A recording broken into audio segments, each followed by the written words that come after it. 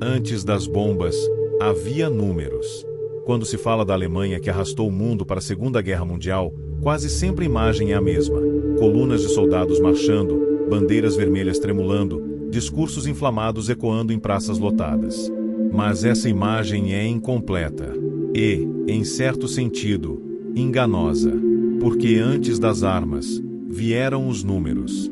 Antes dos discursos, vieram as contas. E antes do ódio organizado, veio algo muito mais silencioso, mas igualmente destrutivo: o colapso financeiro de um Estado inteiro. A Alemanha do período entre guerras não era uma potência adormecida esperando o momento certo para atacar. Era um país quebrado, humilhado, sufocado por dívidas, sem soberania monetária real e preso a compromissos financeiros que tornavam qualquer recuperação praticamente impossível. O fim da Primeira Guerra Mundial não trouxe apenas derrota militar. Trouxe uma herança muito mais perigosa: um sistema econômico montado para punir eternamente o vencido. Reparações impagáveis. Moeda desvalorizada. Confiança internacional inexistente. O Estado alemão precisava pagar ao mundo, mas não tinha com o quê. Precisava reconstruir sua economia, mas não tinha crédito. Precisava manter a ordem interna, mas não tinha dinheiro para isso. E então veio a escolha fatal. Ou o país aceitava o colapso definitivo, ou encontrava formas não convencionais de sobreviver. O que começou como uma tentativa desesperada de estabilizar salários, manter empregos e evitar o caos social, logo se transformou em algo muito maior. Um Estado que passou a driblar o próprio sistema financeiro internacional, criando soluções artificiais para problemas reais. Impressão de dinheiro, endividamento oculto, gastos públicos mascarados, obras monumentais financiadas por promessas futuras que ninguém sabia como seriam pagas. A Alemanha passou a viver de um truque contábil permanente: adiar o colapso para amanhã, custe o que custar. E quanto mais o tempo passava, mais claro ficava que o amanhã nunca poderia chegar. Porque, em algum momento, as contas precisariam ser fechadas. E quando isso acontecesse, só haveria duas opções: ou uma quebra econômica total, ou uma expansão violenta que transferisse o custo para fora de suas fronteiras. A guerra que viria depois não nasceu apenas do fanatismo ou da ideologia. Ela nasceu do desespero financeiro, de uma economia que já estava morta no papel, mas ainda andando na prática. Para entender por que a Alemanha escolheu o caminho da guerra, é preciso primeiro entender por que ela não tinha outra saída econômica viável. E é exatamente isso que vamos fazer neste vídeo. A derrota que nunca terminou.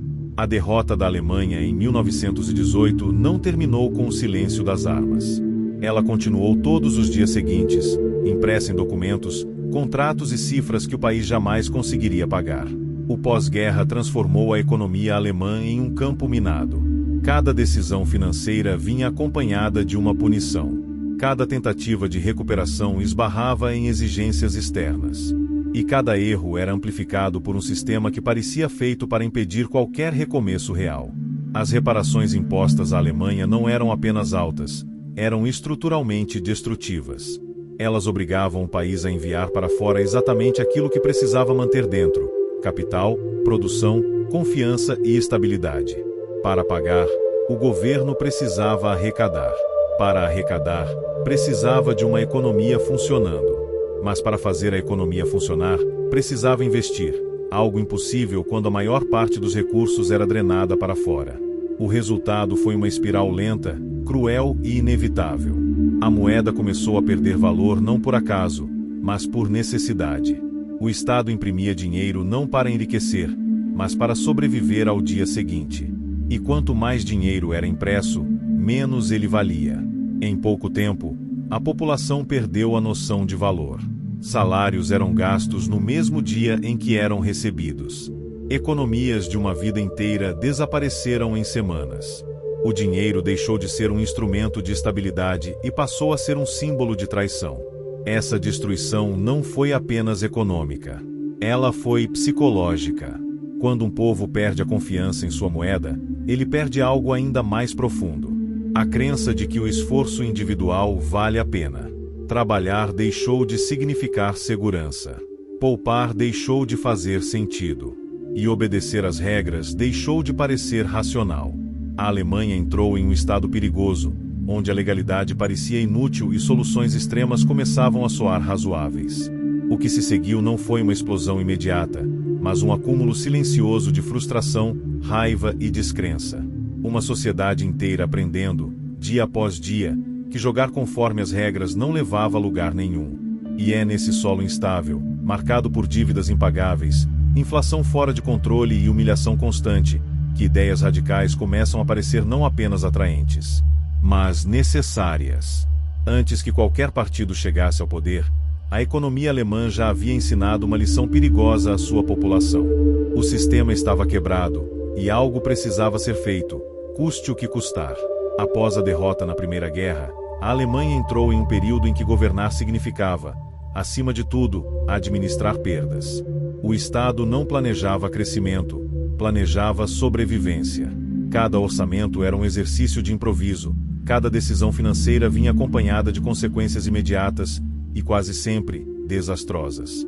O centro desse colapso estava nas reparações impostas pelo Tratado de Versalhes. Os valores exigidos não eram apenas altos, eram desconectados da capacidade real de pagamento do país. Para honrar compromissos externos, o governo alemão precisava drenar recursos internos. Para manter a ordem interna, precisava gastar mais. As duas coisas eram incompatíveis. Sem acesso amplo a crédito internacional e com a produção industrial ainda fragilizada, o Estado recorreu ao caminho mais curto e mais perigoso, a emissão de moeda. Não como estratégia de crescimento, mas como anestesia. O dinheiro passou a ser criado para tapar buracos imediatos, sem lastro, sem planejamento e sem perspectiva de correção futura. O resultado foi a hiperinflação, um fenômeno que não destrói apenas números, mas relações sociais inteiras. O dinheiro perdia valor tão rápido que deixava de cumprir sua função básica. Preços mudavam ao longo do dia. Contratos se tornavam inúteis. O salário, quando chegava, já não significava nada. A economia alemã entrou em um estado de distorção permanente. Produzir não compensava. Poupar era suicídio financeiro. Especular parecia a única saída racional. Quem tinha acesso a bens físicos, imóveis ou moeda estrangeira sobrevivia melhor. Quem dependia de salário fixo afundava. Nesse ambiente, o Estado perdeu algo essencial: credibilidade. Cada nova política era recebida com desconfiança. Cada promessa era vista como temporária. O governo não era mais percebido como solução, mas como parte do problema. Para tentar conter o caos, a Alemanha foi empurrada para uma solução externa: empréstimos internacionais que prometiam estabilizar a moeda e reorganizar as finanças. Essa reorganização viria com o Plano Davis, que reestruturava os pagamentos e trazia capital estrangeiro para dentro do país. Por alguns anos, a economia pareceu respirar. A moeda se estabilizou. O desemprego caiu. As cidades voltaram a crescer. Mas essa recuperação tinha um defeito fundamental: ela não era real. Era sustentada por crédito externo e dependia da boa vontade de mercados estrangeiros. A Alemanha não havia resolvido seu problema estrutural. Apenas o adiara.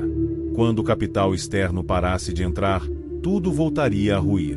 E essa interrupção não viria por decisão alemã, mas por uma crise global que estava além do controle de qualquer governo europeu. Enquanto isso, a sociedade alemã aprendia uma lição perigosa: as regras econômicas normais não funcionavam.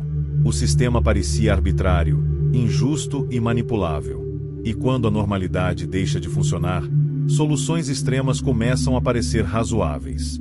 Esse aprendizado coletivo seria decisivo nos anos seguintes. No próximo bloco, vamos ver como essa falsa estabilidade colapsou de vez com a crise mundial de 1929 e como, a partir desse ponto, a economia alemã deixou de buscar equilíbrio e passou a caminhar conscientemente em direção ao conflito. A crise global e a economia que passou a viver do futuro. A ilusão de estabilidade construída ao longo da década de 1920 tinha um ponto fraco evidente: ela dependia do mundo lá fora. Enquanto o crédito estrangeiro fluía, a economia alemã respirava. Quando esse fluxo cessasse, tudo ruiria de uma vez. E foi exatamente isso que aconteceu em 1929. Com o colapso financeiro nos Estados Unidos, o sistema internacional de crédito entrou em pânico. Bancos passaram a exigir pagamentos imediatos. Empréstimos foram cancelados. Capitais foram retirados às pressas da Europa. A engrenagem que sustentava a economia alemã simplesmente parou. Em poucos meses, o desemprego explodiu. Milhões de pessoas ficaram sem trabalho. Empresas fecharam.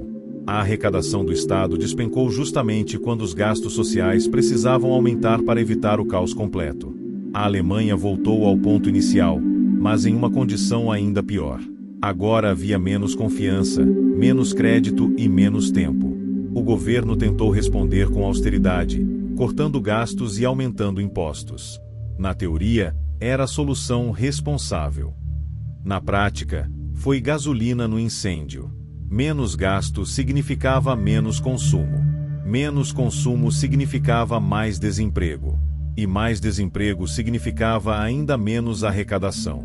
O círculo vicioso se fechava. A população, já traumatizada pela hiperinflação, agora enfrentava algo diferente, mas igualmente destrutivo: a sensação de que não havia futuro algum. Não era mais apenas o dinheiro que perdia valor. Era o próprio esforço humano que parecia inútil. Nesse ambiente de colapso social e econômico, propostas moderadas perderam espaço. Partidos tradicionais pareciam incapazes de oferecer qualquer saída real. O sistema democrático passou a ser visto como lento, fraco e impotente diante da crise.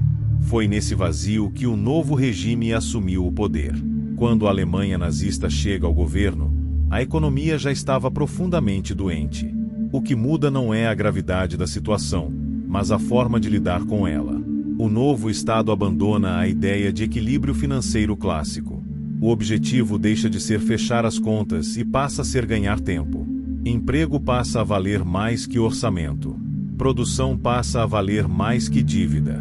Aparência de força passa a valer mais que solvência real. O governo investe pesado em obras públicas, infraestrutura e, sobretudo, rearmamento. O desemprego cai rapidamente, não porque a economia se tornou saudável, mas porque o Estado passou a absorver a mão de obra em projetos financiados por dívida oculta e instrumentos financeiros artificiais. A Alemanha passa a viver de promessas futuras. Promessas que só poderiam ser cumpridas se algo extraordinário acontecesse. E esse algo tinha uma forma muito concreta: expansão territorial. Conquistar significava acessar recursos. Invadir significava cancelar dívidas. Dominar significava transferir o custo do colapso para outros países. A economia alemã deixou de buscar sustentabilidade. Ela passou a depender da vitória. Nesse momento, a guerra já não era apenas uma opção ideológica ou estratégica.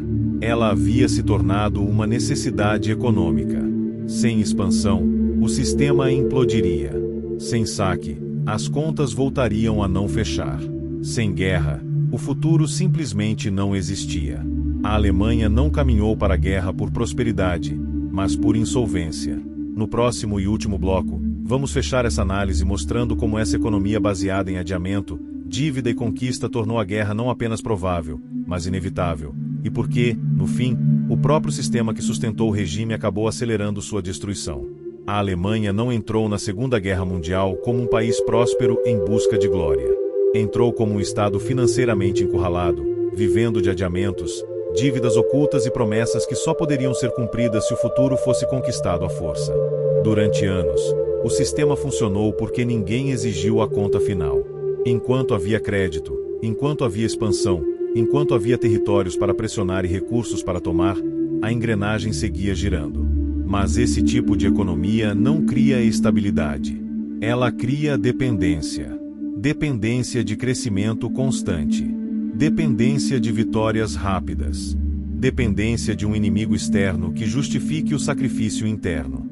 Quando a guerra começou, a Alemanha já havia apostado tudo. Não havia plano de recuo econômico. Não havia alternativa financeira real. A vitória deixou de ser uma opção estratégica e se tornou uma condição de sobrevivência do próprio sistema. E é exatamente isso que torna esse episódio tão perigoso como lição histórica. Porque economias quebradas não produzem apenas pobreza. Elas produzem decisões desesperadas. Produzem governos dispostos a arriscar tudo. Produzem sociedades que aceitam soluções extremas porque a normalidade já não funciona. A guerra, nesse caso, não foi o colapso final. Foi o último mecanismo de sustentação. Quando a expansão parou, quando as derrotas começaram, quando os recursos externos secaram, a verdade apareceu de forma brutal. O sistema nunca foi sustentável. Ele apenas adiou o inevitável. Entender as contas da Alemanha antes da guerra não é um exercício de curiosidade econômica. É um alerta. Porque toda vez que um país passa a viver de dívidas impossíveis, soluções artificiais e promessas futuras sem base real, o risco não é apenas uma crise financeira. O risco é transformar o colapso econômico em tragédia humana. E a história mostrou, da forma mais cruel possível, quanto custa quando isso acontece.